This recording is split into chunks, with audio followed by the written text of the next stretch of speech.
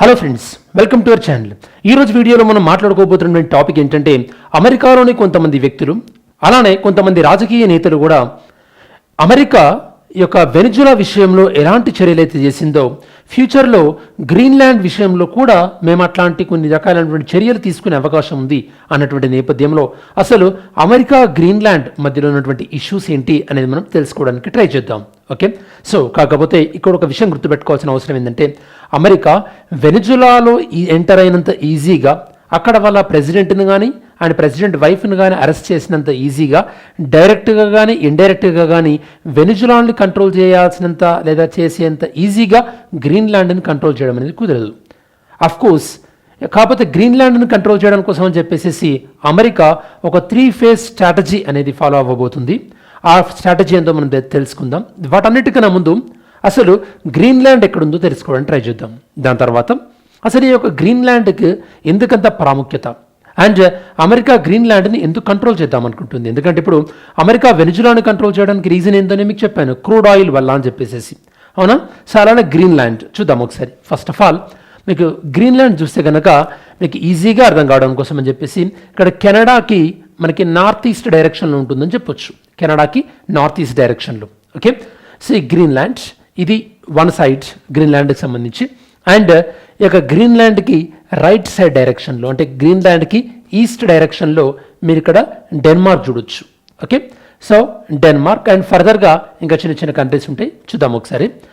So here Greenland, both maps are same. ఇక్కడ మనకి Atlantic ocean ఉంది కదా, ఇది గ్లోబల్ లెవెల్లో మనకి గ్లోబల్ లెవెల్లో చూస్తే మీకు ఇక్కడ ఇది గ్రీన్లాండ్ అండ్ ఇదంతా కూడా యొక్క కెనడా అండ్ ఇది కెనడా వాళ్ళ దగ్గర అమెరికా వాళ్ళకు ఉన్నటువంటి అలస్కా. ఓకే, ఇదంతా కూడా కెనడాకి ఇక్కడ గ్రీన్లాండ్ ఉందని చెప్పాను కదా. అండ్ ఇక్కడ మీరు చూస్తే ఇక్కడ చూస్తే కనుక మీకు ఇక్కడ ఇదంతా కూడా యూరోప్ వస్తుంది. ఇది యూకే, ఇంగ్లాండ్, దాని తర్వాత ఇది నార్వే, స్వీడన్ అండ్ ఫిన్లాండ్, దాని తర్వాత ఇదంతా కూడా రష్యా వస్తుంది అన్నమాట. ఇదంతా రష్యానే. ఇక్కడ వరకు ఆల్మోస్ట్ ఆల్ అలస్కాన్ టచ్ అయ్యేంత మట్టికి కూడా రష్యానే ఉంటుంది. అంటే ఇప్పుడు మనం ఈజీగా అర్థం చేసుకోవచ్చు ఏంటంటే గ్రీన్లాండ్ అనేది రష్యాకి ఎంత దగ్గరగా ఉందో మనకు అర్థమవుతుంది కదా, అన కదా. సో ఈ ఒకవేళ గ్రీన్లాండ్ కంట్రోల్లో ఉంటే ఫస్ట్ ఆఫ్ ఆల్ ఇప్పుడు ఈ గ్రీన్లాండ్ అనేది ఎవరి కంట్రోల్లో ఎక్కువగా ఉంది? ఇది డెన్మార్క్ వాళ్ళ కంట్రోల్లో ఉంది. ఓకే, సో ఇక్కడ మీరు ఈ యూరోప్ చూసినట్టయితే కనుక ఈ యూరోపు ఇక్కడ మీకు ఈ డెన్మార్క్ కంట్రీ వస్తుంది. ఓకే, యూకే నుంచి వచ్చిన తర్వాత ఇక్కడ మీకు ఇది వచ్చేసేసి ఇక్కడ మీకు ఉంది కదా డెన్మార్క్. ఓకే, డెన్మార్క్ అనేది ఇక్కడ ఉంది మీకు. ఓకే, అండ్ డెన్మార్క్ ఫర్దర్గా ఇక్కడ మీకు ఇంకా నెదర్లాండ్స్ ఉంటుంది. సో డెన్మార్క్ మెయిన్గా యొక్క గ్రీన్లాండ్ని కంట్రోల్ చేస్తుంది. అది ఎలా చెప్తాను నేను మీకు. ఓకే, గ్రీన్లాండ్కి చెందినటువంటి భూభాగం మీకు తెలుసుకునే సందర్భాల్లో ప్రపంచంలో డిఫరెంట్ ఏరియాస్లో ల్యాండ్స్ని కొన్ని కంట్రీస్ కంట్రోల్ చేస్తుంటాయి. ఓకే, ఇక్కడ మీకు సౌత్ అమెరికాలో గయానా అని ఉంటుంది, ఫ్రెంచ్ గయానా అని చెప్పేసి. దాన్ని యాక్చువల్గా ఎవరి కంట్రోల్లో ఉంది? ఫ్రాన్స్ ఏమో యూరోప్లో ఉంటుంది, ఫ్రెంచ్ గయానా వచ్చేసి సౌత్ అమెరికాలో ఉంటుంది. ఓకే, అలానే మీకు బెర్ముడా ఉంటుంది ఇక్కడ మీకు.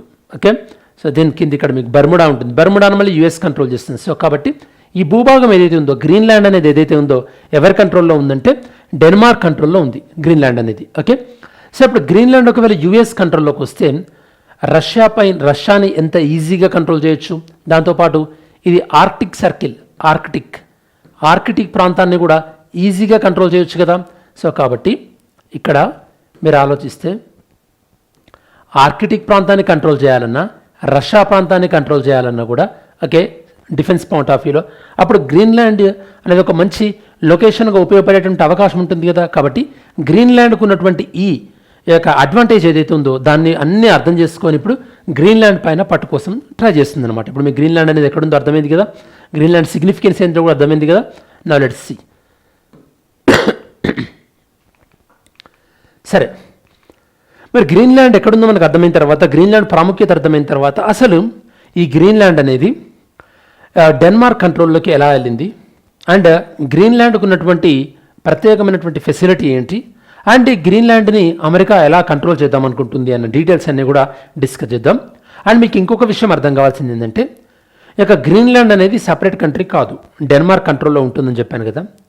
కాకపోతే ఒక defence and foreign affairs okay అంటే విదేశీ వ్యవహారాలు, డిఫెన్స్, ఇవి రెండు మాత్రమే ఈ యొక్క డెన్మార్క్ కంట్రోల్ చేస్తుంది. మిగతా అన్ని విషయాల్లో గ్రీన్లాండ్కి ఇండిపెండెన్స్ ఉందన్నమాట. ఓకే, అంటే చెప్పాలంటే మీకు ఇప్పుడు డొమినియన్ స్టేటస్ ఉంది. ఓకే, డొమినియన్ స్టేటస్ అంటే almost all semi independent country అనమాట గ్రీన్లాండ్ అనేది. గ్రీన్లాండ్ ఎక్కువ మంది అంటే చాలా అంటే కొన్ని hundreds of years back Canada నుంచి వెళ్ళి గ్రీన్లాండ్లో సెటిల్ అయిన వాళ్ళే ఉన్నారు. And we will try to understand further news. Examination point of వ్యూలో దీన్ని మీరు యూపీఎస్సీ పాయింట్ ఆఫ్ వ్యూలో GS పేపర్ 2, GS పేపర్ 3తో లింక్ చేసుకోవచ్చు. ఇంకా రీసెంట్గా డొనాల్డ్ ట్రంప్ చేసినటువంటి కమెంట్స్ చెప్పాను ఆల్రెడీ మీకు. గ్రీన్లాండ్ విషయంలో కూడా మేము అగ్రెసివ్గా ఉంటామని చెప్పారు, ఎస్పెషల్లీ ఆఫ్టర్ వెనిజులా ఇష్యూ తర్వాత. గ్రీన్లాండ్ ఎవరి కంట్రోల్లో ఉందో మనం ఆల్రెడీ మాట్లాడుకున్నాం, డెన్మార్క్ కంట్రోల్లో ఉంది. ఇది ఒక అటానమస్ టెరిటరీ. అటానమస్ టెరిటరీ అంటే okay, autonomous territory first of all Greenland. Okay, so Greenland is a autonomous territory. Autonomous territory, not a country. Okay, not a country. So ఏ కంట్రీలో పార్ట్ అయిందని చెప్పాను, డెన్మార్క్లో పార్ట్ అయిందని చెప్పాను. ఈ అటానమస్ టెరిటరీకి all powers, okay, all powers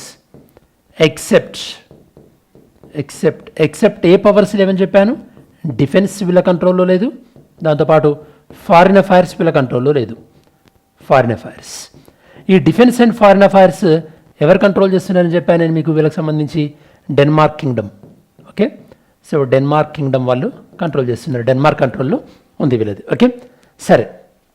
and ఇప్పుడు ఈ గ్రీన్లాండ్ అనేది కాంటినెంట్ పరంగా చూస్తే ఇది నార్త్ అమెరికన్ కాంటినెంట్లోకి వస్తుంది గ్రీన్లాండ్ అనేది. ఓకే, అండ్ నిన్న వీడియోలో మనం మాట్లాడుకుంది, అంతకుముందు మొన్న వీడియోలో మాట్లాడుకున్న వెనిజులా అనేది సౌత్ అమెరికన్ కాంటినెంట్లో వస్తుంది.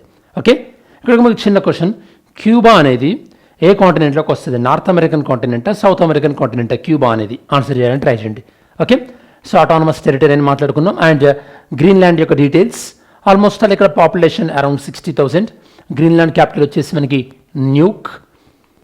గ్రీన్లాండ్లో పాపులేషన్ మొత్తం కూడా ఒక coastal region, west coast and south రీజియన్లోనే మాత్రమే ఉంటారు. నార్త్ ఆఫ్ ద గ్రీన్లాండ్లో ఎక్కువగా ఉండరు. ఈ గ్రీన్లాండ్ ఏరియా పెద్దది, బట్ పాపులేషన్ చాలా తక్కువ మంది అనమాట. ఆల్రెడీ గ్రీన్లాండ్తో అమెరికా వాళ్ళకు ఒక అగ్రిమెంట్ ఉంది, డిఫెన్స్ అగ్రిమెంట్. అందువల్ల గ్రీన్లాండ్లో అమెరికా వాళ్ళ యొక్క మిలిటరీ బేస్ ఉంది ఒకటి. అండ్ అఫ్ కోర్స్ గ్రీన్లాండ్ని కొంటామని చెప్పేసి చాలా రోజుల నుంచి, చాలా సంవత్సరాల నుంచి ప్రపోజల్స్ కూడా ఈ యొక్క అమెరికా వాళ్ళు డెన్మార్క్ ముందు ఉంచడం జరిగింది గ్రీన్లాండ్ యొక్క అక్విజిషన్ కోసం అని చెప్పేసి. సో ఫస్ట్ ఆఫ్ ఆల్ ఇది మనకి డెన్మార్క్ కంట్రోల్లో ఉంది. అండ్ ఆల్మోస్ట్ ఆల్ ఇది డెన్మార్క్ వాళ్ళ కంట్రోల్లో 300 years ఉంది. 1953లో డెన్మార్క్ వాళ్ళు కంప్లీట్గా దీన్ని కంట్రోల్లోకి తీసుకోవడం జరిగింది వాళ్ళ కంట్రీలో భాగంగా. అండ్ గ్రీన్లాండర్స్ ఎవరైతే ఉన్నారో వాళ్ళని డెన్మార్క్ సిటిజన్స్గా గుర్తించింది. కాకపోతే 1979లో హోమ్ రూల్ రిఫరెండమ్ అని రావడం జరిగింది డెన్మార్క్లో. అంటే ఎక్కువ అధికారాల విషయంలో వాళ్ళకి అధికారాలు ఉండాలని చెప్పేసి, ఎక్కువ పరిపాలన విషయాలలో. సో కాబట్టి వాళ్ళకి ఈ యొక్క సెల్ఫ్ గవర్నమెంట్ అధికారాలు ఇవ్వడం జరిగింది, except defence and foreign affairs విషయంలో. అండ్ యుఎస్ చూద్దాం. ఇక్కడ యుఎస్ 1867లో ఈ యొక్క అలస్కాన్ కొన్న తర్వాత ఈ యొక్క గ్రీన్లాండ్ను కూడా కొనడానికి ట్రై చేద్దామని అప్పటి నుంచి ట్రై చేశారు. 1946లో అప్పుడున్నటువంటి ట్రూమన్, మనకి వరల్డ్ వార్ II ఎండ్ అయిపోయిన టైంలో ట్రూమన్ ఆఫర్ చేయడం జరిగింది $100 million. ఆఫ్ కోర్స్ డెన్మార్క్ వాళ్ళు రిజెక్ట్ చేశారు. 1951లోనే మీకు ఇందాక చెప్పినట్టుగా యుఎస్ మిలిటరీ బేస్ కోసం అని చెప్పేసి ఒక అగ్రిమెంట్ చేసుకున్నారు. అగ్రిమెంట్ ప్రకారం ఇక్కడ మీకు చూస్తే యుఎస్ వాళ్ళది పిటుఫిక్ స్పేస్ బేస్ అని ఉంది ఒకటి. ఈ స్పేస్ బేస్ని పెట్టుకోవడానికి అగ్రిమెంట్ జరిగిందనమాట. ఓకే, గ్రీన్లాండ్ విషయంలో. అండ్ మనం ఇందాకలో మాట్లాడుకున్నట్టు మనం భూమి నుంచి పైనుంచి చూసినట్టయితే కనుక గ్రీన్లాండ్ చుట్టూన్నటువంటి సర్కిల్లో Norway, Sweden, Finland and Russia. అంటే స్ట్రాటజికల్గా గ్రీన్లాండ్ అనేది ఎంత కీలకమైనటువంటి ప్రదేశంలో ఉందో మనం చూడొచ్చు. అండ్ ఇక్కడ మనకు వచ్చేసి నార్త్ పోల్. ఓకే, సరే చూద్దాం ఇప్పుడు ఇంకే విధంగా అని చెప్పేసి. సో ఈ విధంగా అగ్రిమెంట్ జరిగింది 1951. అండ్ 2019లో డొనాల్డ్ ట్రంప్ మళ్ళీ ఒకసారి ప్రపోజ్ చేయడం జరిగింది, గ్రీన్లాండ్ రిజెక్ట్ చేసింది. సో డెన్మార్క్ రిజెక్ట్ చేసింది. మరి గ్రీన్లాండ్కు ఉన్నటువంటి ఇంత ప్రాముఖ్యత ఏంటి? ప్రాముఖ్యత అంటే ఒకటి స్ట్రాటజిక్, వ్యూహాత్మకంగా చాలా ముఖ్యమైనటువంటి ప్లేస్లు ఉండడం. రెండవది ఏంటంటే గ్రీన్లాండ్లో క్రిటికల్ మినరల్స్ అని ఉన్నాయన్నమాట. Okay, critical minerals. అసలు క్రిటికల్ మినరల్స్ అంటే ఏంటి? ఇప్పుడు so critical minerals, okay, critical minerals అని మనం న్యూస్ పేపర్లో చాలాసార్లు చూస్తుంటాం. సో క్రిటికల్ మినరల్స్ అంటే minerals, okay, which are critical, చాలా ముఖ్యమైనవి, for what's, for a countries economy, ఒక దేశం యొక్క ఆర్థిక వ్యవస్థ ఏ ఖనిజాలపైన, ఏ మినరల్స్ పైన చాలా కీలకంగా ఆధారపడుతుందో వాటి మీద క్రిటికల్ మినరల్స్ అంటాం. అండ్ రానున్న రోజులలో ఎలక్ట్రానిక్ వెహికల్స్, ఓకే, వాటికి సంబంధించినటువంటి లిథియం, ఓకే, ఎక్కువ అవసరం ఉంటుంది కదా, లిథియం అయన్ బ్యాటరీస్ అవసరం ఉంటాయి కదా. సో లిథియం లాంటి మినరల్స్ని జనరల్గా మనం క్రిటికల్ మినరల్స్గా క్లాసిఫై చేస్తుంటాం. ఈ గ్రీన్లాండ్లో క్రిటికల్ మినరల్స్ రిజర్వ్స్ చాలా ఉన్నాయన్నమాట. అంటే స్ట్రాటజిక్ లొకేషన్ పరంగా కానీ, క్రిటికల్ మినరల్స్ వల్ల కానీ, సో ఈ యొక్క గ్రీన్లాండ్కి ఈ యొక్క ఇంపార్టెన్స్ అనేది పెరిగిపోయింది. దానివల్లనే ఇప్పుడు యుఎస్ గ్రీన్లాండ్స్ పైన ఎక్కువగా ఫోకస్ చేస్తున్నటువంటి సందర్భం అనమాట. సో చూద్దాం. ఫస్ట్ ఆఫ్ ఆల్ దీని యొక్క లొకేషన్ అనేది shortest missile trajectory between Russia and US, okay, మిసైల్స్ని ఈజీగా లాంచ్ చేయొచ్చు. అండ్ ఇక్కడ వీళ్ళకి ఆల్రెడీ పిట్రిఫిక్ స్పేస్ బేస్ ఉంది, ఇంతకుముందు దీన్ని తులే ఎయిర్ బేస్ అనేవాళ్ళు. అలానే రష్యా చైనా యొక్క మిలిటరీ ప్రెజెన్స్ ఎక్కువైపోతుంది ఆర్టిక్ రీజియన్లో. మరి అట్లాంటప్పుడు అమెరికా కూడా తన యొక్క ప్రెజెన్స్ని ఇంప్రూవ్ చేసుకోవాలని చూస్తుంది కదా.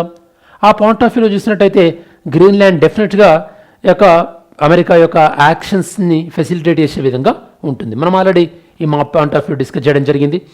రేర్ ఎర్త్ మినరల్స్ ఫ్యూచర్లో ఈవీస్, ఎలక్ట్రానిక్స్, రెన్యూబుల్ ఎనర్జీలో సో కీ రోల్ ప్లే చేసే అవకాశం ఉంది కాబట్టి. సరే, మరి అసలు ఈ గ్రీన్లాండ్ని యుఎస్ ఎలా, ఓకే, గ్రీన్లాండ్ పైన ఇన్ఫ్లుయెన్స్ చేయాలనుకుంటుంది, గ్రీన్లాండ్ని తమ వైపు తీసుకొచ్చుకోవాలనుకుంటుంది అన్న పాయింట్ ఆఫ్ వ్యూలో చూస్తే ఇక్కడ యుఎస్ 3 phase స్ట్రాటజీని యూజ్ చేస్తుంది అనమాట. ఓకే, యుఎస్ యూజ్ చేస్తున్నటువంటి స్ట్రాటజీ ఏంటి? 3 phase strategy. Okay, first phase and second phase and third phase. ఏంటి 3 phase స్ట్రాటజీ? ఫస్ట్ ఫేజ్ ఏంటంటే కొంతమంది యొక్క యుఎస్ అఫీషియల్స్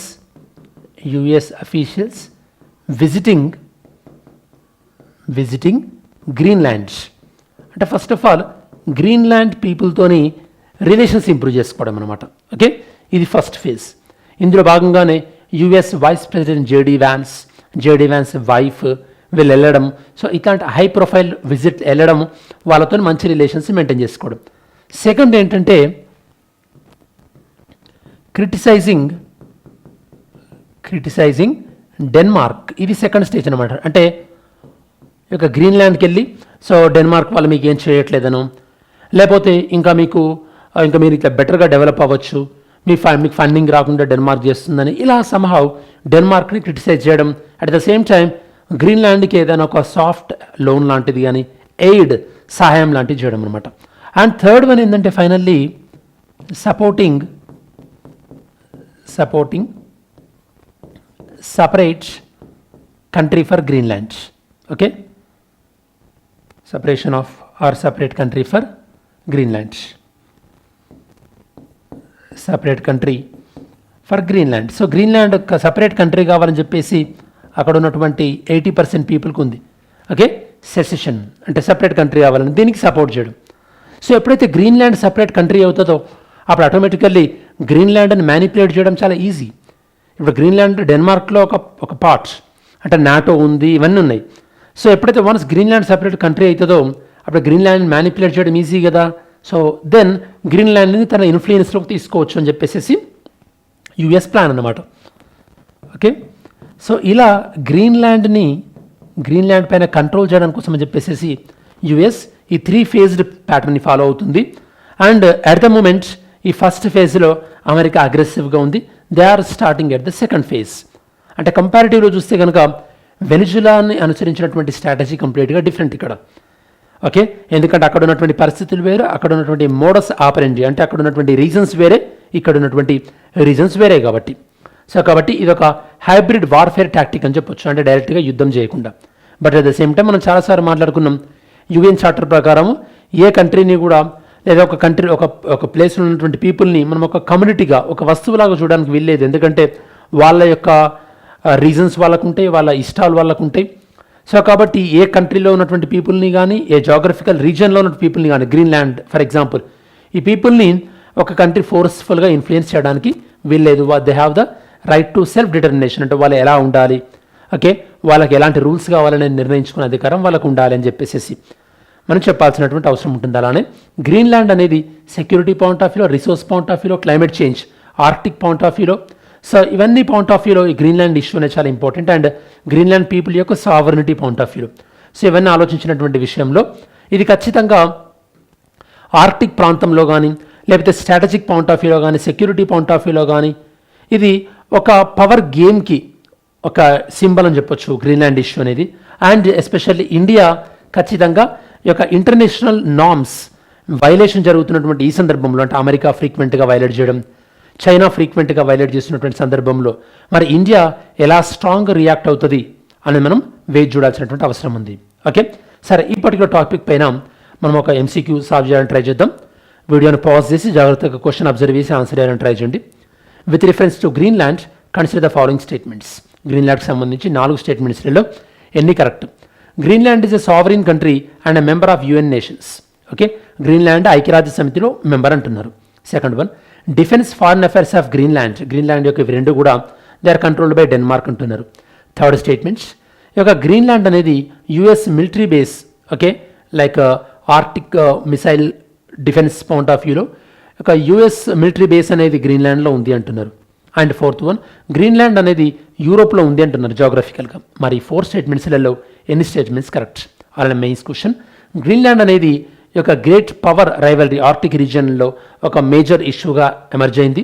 ఈ పాయింట్ ఆఫ్ వ్యూలో అసలు strategic and economic, legal and ethical dimensions ఏంటి ఈ యొక్క యుఎస్ ఇంట్రెస్ట్ ఇన్ గ్రీన్లాండ్ విషయంలో అన్న దానిపైన మీరు డిస్కస్ చేయడానికి ట్రై చేయండి. సరే, మనం వీడియో చివరిలోకి వచ్చేసాము కాబట్టి ఈ వీడియోలో మెయిన్గా మనం డిస్కస్ చేసిన టాపిక్ ఏంటి? యుఎస్ గ్రీన్లాండ్ని కంట్రోల్ చేసేటటువంటి కాంటెక్స్లో అండ్ అసలు ఈ గ్రీన్లాండ్ ఇష్యూ ఎలా స్టార్ట్ అయింది, గ్రీన్లాండ్ డెన్మార్క్లో ఎలా పార్ట్ అయింది, అండ్ గ్రీన్లాండ్కు ఉన్నటువంటి స్ట్రాటజిక్ సిగ్నిఫికెన్స్ ఏ విధంగా ఉంది, map pointing and critical minerals point of వ్యూలో క్రిటికల్ మినరల్స్ అంటే ఏంటి, ఎలా యుఎస్ అనేది స్ట్రాటజికల్గా గ్రీన్లాండ్ని తన కంట్రోల్లోకి తీసుకొద్దాం అనుకుంటుంది. ఇందులో భాగంగా మనం 3 ఫేజ్డ్ అప్రోచ్ అంటే ఏంటి, ఈ డీటెయిల్స్ అన్ని కవర్ చేయడం జరిగింది. ఇది ఈ పర్టికులర్ టాపిక్ సంబంధించినటువంటి సమగ్రమైన విశ్లేషణ. ఒకవేళ ఈ పర్టికులర్ టాపిక్ అనేది మీకు నచ్చినట్టయితే కనుక మీ ప్రిపరేషన్కి వాల్యూ ఎడిషన్ లాగా ఉండి ఈ కాన్సెప్ట్ పైన మీకు ఒక ఐడియా వచ్చింది అనుకుంటే కనుక వీడియోని లైక్ చేయడం మర్చిపోకండి. సో దట్ మన కంటెంట్ రీచ్ అనేది ఇంప్రూవ్ అయ్యే అవకాశం ఉంది. అండ్ మీరు ఏమైనా టాపిక్ సజెస్ట్ చేయాలన్నా కూడా ఫ్యూచర్ వీడియోస్కి feel free to comment. Okay, thanks for watching this video. Have a great day. జై హింద్.